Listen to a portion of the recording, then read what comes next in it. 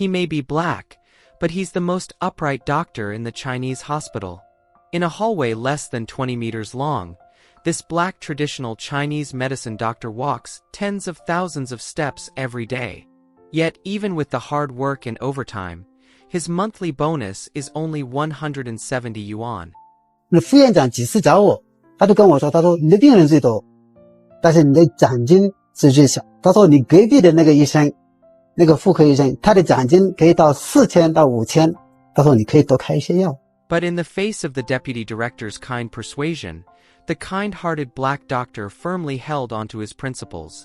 我的医德，我的教育背景，包括我的信仰，不允许我去给病人开病人不需要的药。A female patient had long suffered from chronic shoulder and neck pain, especially during cloudy or rainy days, when the pain would keep her up all night.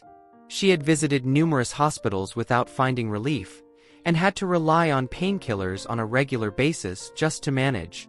But after this black doctor took her pulse, a few silver needles combined with moxibustion therapy cleared the pain within just 10 minutes.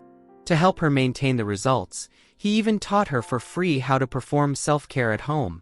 Within just a month, the condition never returned.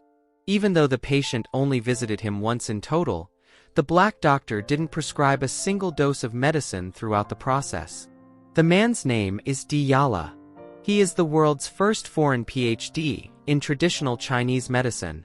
He has now been practicing for 30 years. With his exquisite medical skills and principle of never letting patients spend unnecessary money, he has helped millions of Chinese families. Over time, he earned the nickname Black Norman Bethune. It may sound unbelievable, but this doctor, who embodies both ethics and excellence, didn't even major in Chinese medicine in college. His background was in Western medicine. Born into a medical family, Di Yala was deeply influenced by his grandfather and father. Since childhood, he aspired to become a doctor. Eventually, with excellent academic performance, he was admitted to the best Western medical university in his home country of Mali in West Africa. Due to his outstanding performance, he soon received the university's only government-funded opportunity to study abroad in China. One day during an extracurricular activity, he personally witnessed a clinic doctor cure a sprained classmate using just a few movements and some silver needles. Di Yala was completely amazed by what seemed like mystical Oriental magic. From that point on, despite opposition from everyone around him, he insisted on switching from Western medicine to traditional Chinese medicine. Meanwhile, the gears of fate also began to turn. However, for someone like him who couldn't even speak Mandarin, learning Chinese medicine was like climbing to heaven. Not only because many Chinese medicine professors taught in local dialects, but also because most of the ancient Chinese medicine texts were written in classical Chinese. As a result, after the first exam, 6 of the 8 foreign students in his class were so frightened they dropped out. Even though Di Yala had ranked 64th nationwide in Mali's college entrance exam, and was the top scorer of his province that year, he still faced the first academic failure of his life when it came to Chinese medicine. 在读书，我从来没有出过前3甲。我全国高考那一年考了第64名，全省的第一。那一年确实我来了一个我人生当中的第一次不及格。我们班上有8个外国人，有了6个退学了，就在1年级就退了，学不下去。Fortunately, Di Yala had a strong heart since childhood. From that point on, he studied Chinese medicine texts while also working hard to learn classical Chinese. From the Xinhua Dictionary to the Kangxi Dictionary, from the Yellow Emperor's Inner Canon to the treatise on cold damage and miscellaneous diseases, he memorized them all within just over 1 semester. The deeper he dived into Chinese medicine, the more fascinated he became. Just like that, 5 years of college passed in a flash, and he soon faced the first big decision of his life. Because he was studying in China on a government scholarship, the Malian authorities wanted him to return as soon as possible to contribute to their own healthcare system. If he agreed to return, he would be given housing, a car, everything would be taken care of. But at that time, Diyala believed that, in the world of traditional Chinese medicine, he was still no more than a kindergarten student. He wanted to stay in China and continue his studies. He firmly believed that medicine knows no borders. As long as it could ease human suffering, what difference did skin color make? So, from undergraduate to master's to doctorate, Diyala refused Molly's increasingly generous offers time and again. Even when Molly, furious with his refusal, completely cut off all his funding, he still chose to work part-time in order to finish his studies in China. After overcoming countless obstacles and finally earning his PhD, he was lucky enough to get hired by a hospital. But little did he know, his first day of seeing patients would be a total disaster. Faced with a black Chinese medicine doctor, patients were absolutely stunned. A foreigner practicing Chinese medicine? They thought it was a joke. For 3 days straight, not a single patient dared register under Diyala's name. 一个房间2个医生，但是没有人愿意到我这儿来。 It wasn't until the 4th day that a rushed and careless auntie, who needed to get home and cook dinner, registered without even looking at the doctor's info. But as soon as she opened the clinic door and saw that dark-skinned figure, she ran off in fright. Diyala quickly chased after her, and sincerely promised that if he couldn't cure her, he wouldn't charge a single cent. Only then did the auntie nervously return to the consultation room.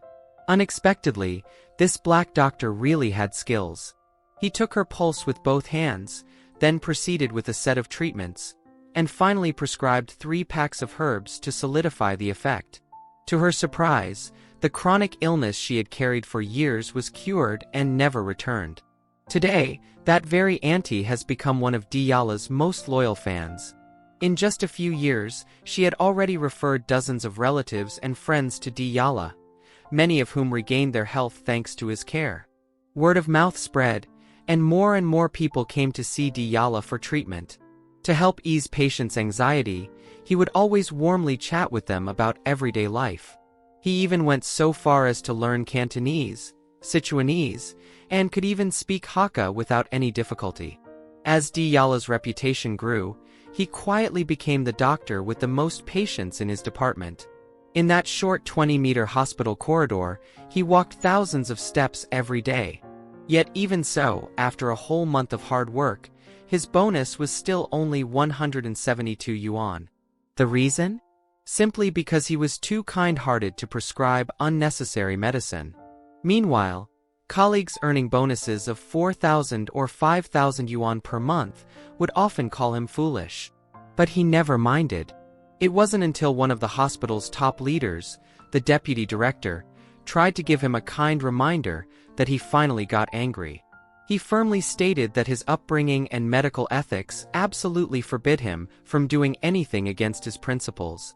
As the saying goes, people whose values differ should not work together. So, in a moment of frustration, Diyala resigned. In the year 2000, Diyala went to a village in Yunnan. At the time, leprosy was widespread there, but most people couldn't afford treatment. With a healer's heart, Diyala once again found his purpose and passion for medicine. He remembered what his father, a fellow doctor, had taught him since he was little. To know what is good and not do it is a kind of evil. 我父亲那边的家教有一个，那就是说，你如果知道什么是行善而不去做，那就是一个罪。 It was by following this principle that Diyala ended up staying there for 20 years. He not only provided free treatment for the villagers, but also taught them about hygiene and public health. To cut off the path of disease transmission, he even helped them build a clean water system. What's more, over the course of more than 20 years, he selflessly trained more than 1,000 rural doctors. Because of this, the locals affectionately called him Black Norman Bethune. There's an old saying, if you teach your apprentices too well, the master starves. But in his view, as long as more patients could be saved, so what if he wasn't Chinese? He didn't care in the slightest. But what's heartbreaking is that Diyala's 2 Chinese children often face judgment and even bullying at school, just because of their skin color. Helpless, he and his wife planned to send the children to an international school. but international schools often cost tens of thousands of yuan in tuition fees, which put a huge strain on the not-so-wealthy Diyala. Left with no other choice, he had to continue seeing patients in rural areas, while also picking up translation gigs to help cover household expenses. It's hard not to feel sorry for him. Fortunately, his remarkable story was later covered by major mainstream media outlets, including CCTV, and with the rise of the internet, this black Chinese medicine doctor's story spread far and wide. His life gradually began to improve. He may be a foreigner, but he has an unwavering passion for traditional Chinese medicine. He may hold a PhD and have a bright future, yet he gave it all up to stay in a rural village. He may be black, but his heart is purer than most. This, perhaps, is what people truly mean when they say, "A healer's compassion knows no borders." Just one can't help but wonder. After watching Diyala's achievements, did that deputy director ever feel a little bit ashamed? He may be black, but in China, he used his hands to heal countless Chinese patients. He's a foreign doctor, yet he understands Chinese suffering better than most locals. He refuses to prescribe unnecessary medication. He refuses to trade patient trust for bonuses. While others earn 4,000 or 5,000 yuan, he only takes 172. He doesn't care about money. He doesn't care about fame. He only cares about one thing: medical ethics. You think he's just a good doctor? No, he is someone truly worthy of our respect. In the eyes of others, he's a foreigner, but to his patients, he's family.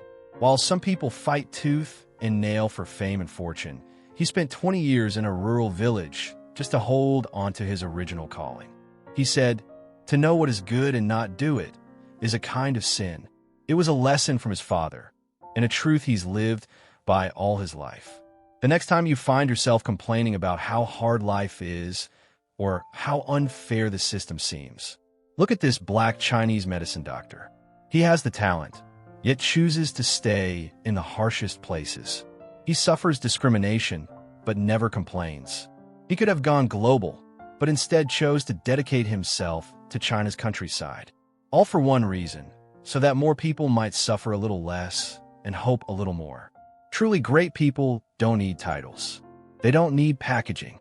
They prove with their lives what it really means to have a healer's heart and boundless compassion.